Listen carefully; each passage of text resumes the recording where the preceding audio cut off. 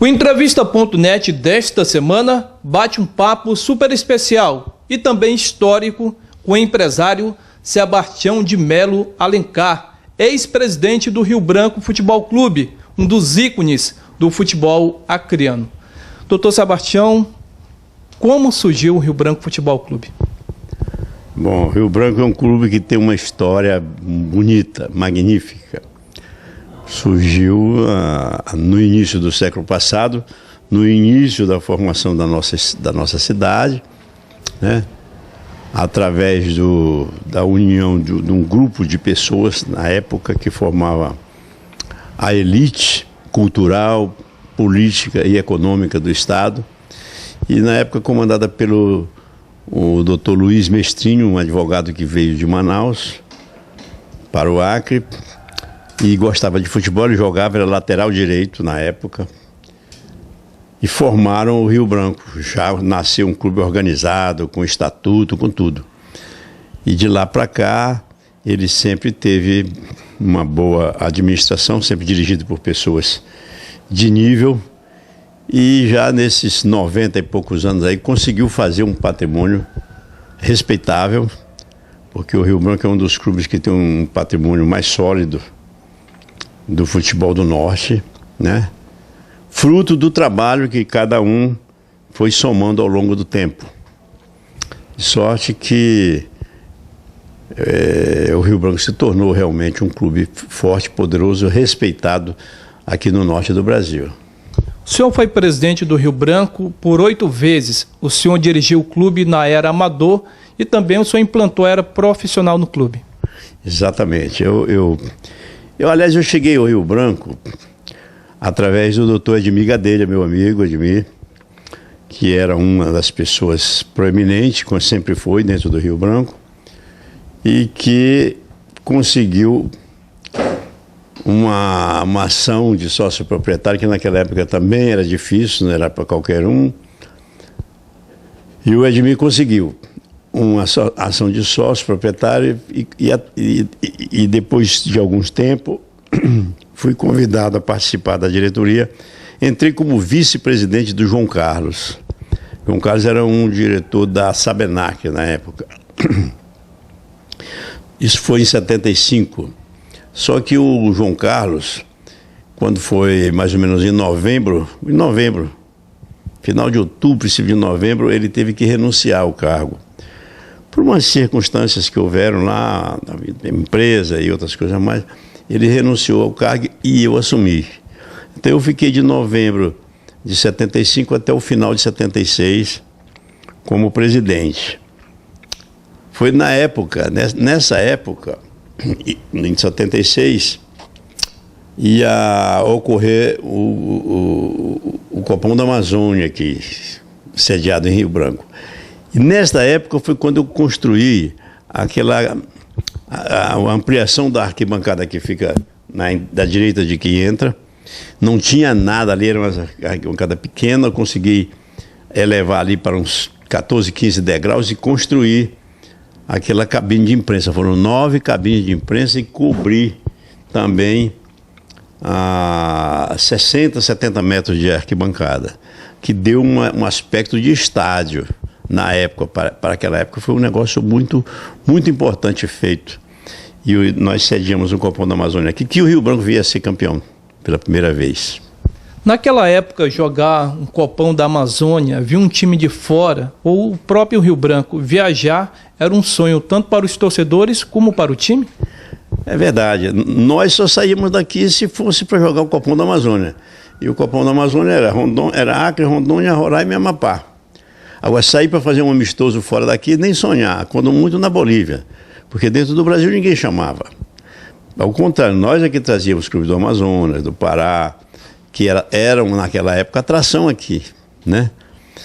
Então, era um futebol que tinha muita rivalidade aqui entre esses estados, que na época eram territórios, mas não tinha, para mim, eu não via sentido naquilo, né? Tanto que, depois que eu voltei ao Rio Branco, em 79, e de 79 a 82, eu iniciei a construção da galeria de loja no estádio José de Mello e fui eleito e reeleito para, nesse período, concluir a construção da galeria.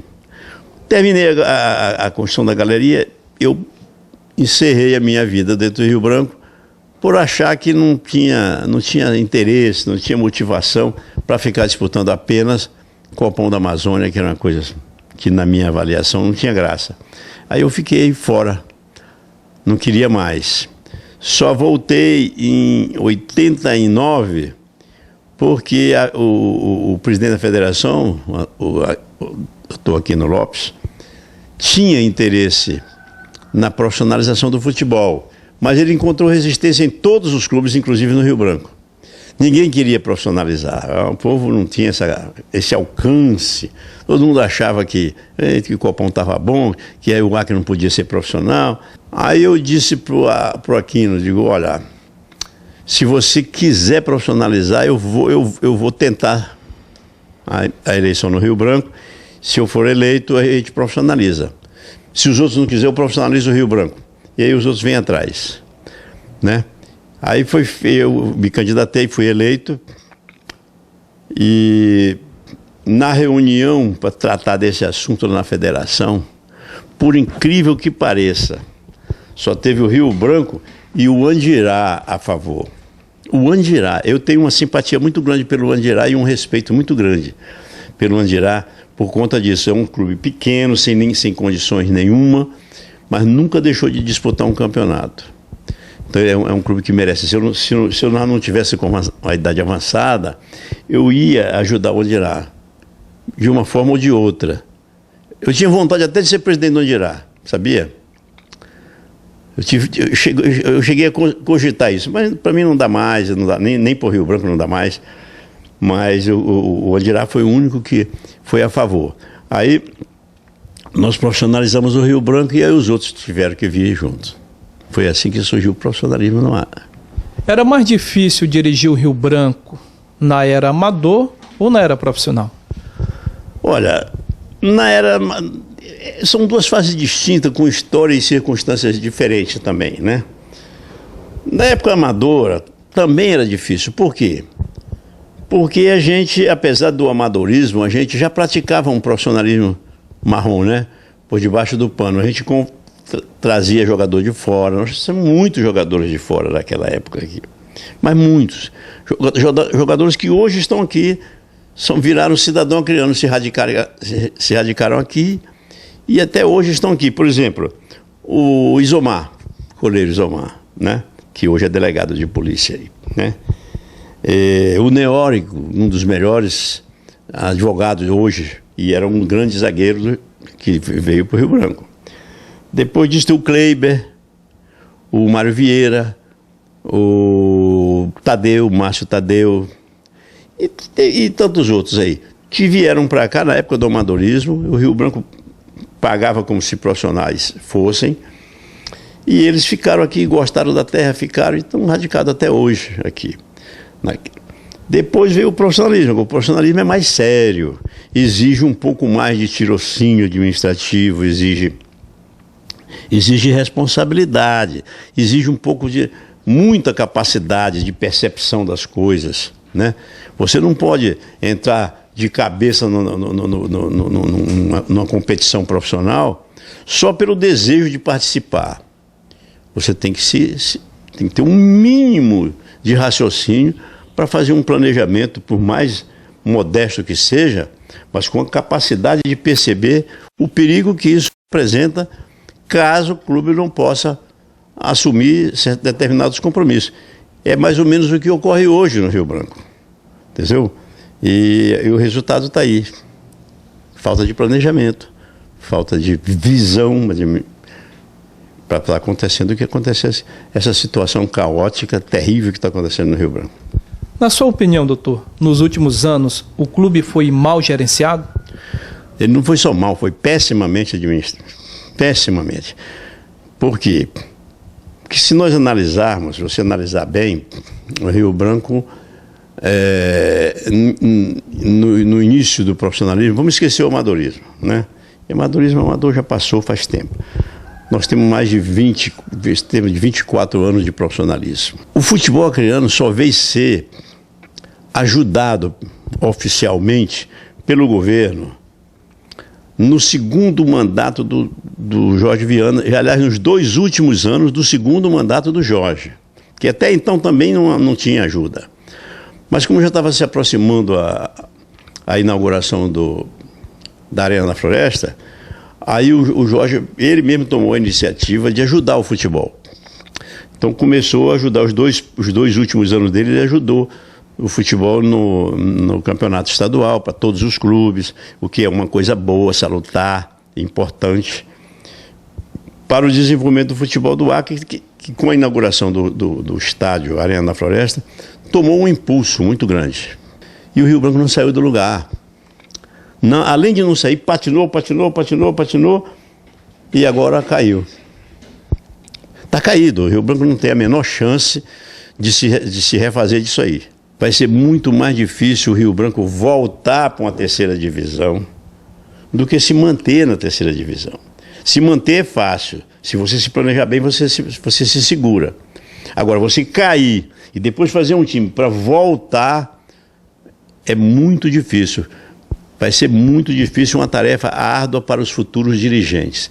Como é que o senhor se sente vendo o Rio Branco hoje na competição, o senhor como ex-presidente, um dos fundadores do clube e principalmente um torcedor apaixonado? Isso é muito dolorido para a gente que dedicou uma vida. Eu não tenho ido no Rio Branco. A minha saúde, o meu estado de saúde, minha idade, tudo isso já não me dá mais um entusiasmo de estar lá dentro, né? A minha colaboração ao Rio Branco já passou, já chegou, já esgotou, e eu parei isso em 2002. Na sua opinião, doutor, o Rio Branco entrar na justiça comum contra a CBF foi um erro? Qualquer dirigente de clube de várzea sabe que você não pode acionar as entidades dirigentes do futebol, seja a federação e muito menos a CBF, na justiça comum, sob pena de pagar pelas consequências. E o Rio Branco entrou de gaiato nessa ação, uma ação que não tinha nada a ver com isso. O problema estava entre o Ministério Público e o governo do Estado, com a interdição da Arena da Floresta. Então a presença do Rio Branco nesta ação e nada era a mesma coisa, não tinha peso nenhum. As consequências disso foram terríveis. Por quê? Porque tirou o entusiasmo do torcedor. O Rio Branco foi punido, foi afastado do campeonato, foi excluído do campeonato de 2011 e ficou fora esse tempo todo. Com isso, acabou o entusiasmo do torcedor. O senhor, quando foi presidente, em uma de suas gestões, o senhor conquistou a Copa Norte em 1997. O senhor levou o Rio Branco à segunda divisão. O time montou, o elenco foi formado por grandes jogadores. Podemos citar o Jacozinho, o Ronaldo, que foi o goleiro reserva do Gilmar Rinaldi no São Paulo. Como é que o senhor gerenciava nesse tempo, montava grandes times e com grandes conquistas, uma delas a maior do futebol acreano, sem ter ajuda, por exemplo, do governo? Realmente é um verdadeiro milagre isso aí. Mas também é preciso saber que você tem que ter desprendimento e tem que botar um pouco de dinheiro do teu bolso. Naquela época eu ganhava muito bem, eu era o representante comercial da VASP, então tinha dinheiro, sobrava um pouquinho. Eu nunca sacrifiquei os meus negócios, nem a minha família, pelo futebol. Mas o excedente eu poderia gastar 5, 6 mil reais por mês, e isso eu fazia, tá? Para fazer bons times e representar bem o estado, porque eu era apaixonado pelo futebol.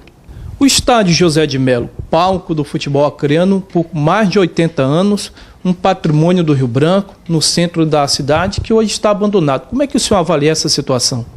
O estádio José de Melo, que ele foi ao longo dos anos, o estádio José de Melo é de 1929, né? Foi o José de Melo com a Isaura Parente de Melo, sua esposa, que doaram aquilo ali, na época, para o Rio Branco, para construir o seu estádio. E ao longo do tempo isso ele veio, já passou por várias modificações, cada um chega a fazer uma coisa e outra e tal, cada um vai dando a sua contribuição. E foi o Wilson que fez do próprio bolso, também é bom que se diga, aquela arquibancada do lado que chamava de Vietnã, né? Então ele ampliou aquilo ali, botou para 15 degraus, levou todo até o fim, no fundo lá fez tipo um modelo de ferradura lá pelos fundos. Então o estádio ficou bonito e ampliado para 15 mil pessoas. E hoje me dói, me entristece muito ver aquilo destruído da forma como está destruído. Foi destruído sem ter um projeto. Não existe um projeto sequer. Simplesmente meteu a marreta naquilo ali e saiu derrubando tudo, acabou com a cabine de imprensa, a cobertura, e eliminou totalmente todo o trabalho, tudo aquilo que o Wilson Barbosa fez na época. E a gente pergunta, o que quer fazer aqui? Ah, quero fazer 2 campos de futebol. Puxa vida, o Rio Branco tem um terreno ali na BR, onde deve, se aparecer algum inteligente para dirigir o Rio Branco, vai ter que fazer um centro de treinamento ali. O mundo do futebol caminha para isso. Quem tiver um centro de treinamento vai ser grande, vai sobreviver e vai ser grande. Quem não tiver, não vai passar do que tem. Não vai passar disso. E o Rio Branco tem o essencial, que é o local. Eu estava querendo o quê? Estão querendo vender. Estão querendo vender para pagar dívida. Não vai vender nunca aquilo ali. Nós não vamos deixar. Depois disso aí, agora, nós não deixaremos vender. Pode ficar certo disso que não será vendido. Doutor Alencar, muito obrigado. Desta vez eu vou dizer não pelo bate-papo, mas por essa aula histórica do futebol acreano, em especial do Rio Branco. Muito obrigado. Eu agradeço muito por essa oportunidade de dizer, até de desabafar. Porque eu estou fazendo aqui, na verdade, não é um retrospecto histórico, mas um desabafo também pelo que está acontecendo no Rio Branco. Não me conformo com isso, essa que é a verdade. Aquilo ali, se fosse eu mais novo, 20 anos, eu ia responsabilizá-los pelo dano causado ao patrimônio do clube. Aquilo cabe uma ação de reparação civil e penal também, porque você não pode dilapidar o patrimônio alheio dessa forma, sem ter autorização, sem coisa nenhuma. Mas o Rio Branco é um clube pacífico, todo mundo é tranquilo, ninguém vai aqui brigar entre nós mesmos. Aconteceu, está acontecido. Mas que é lamentável, profundamente lamentável e merece repúdio, é essa atitude feita com o estádio José de Melo. O Entrevista.net desta semana vai ficando por aqui. Na próxima segunda-feira, nós voltaremos contra o papo falando de futebol e também de outros assuntos da nossa sociedade. A todos, todas as palavras que significam muito obrigado.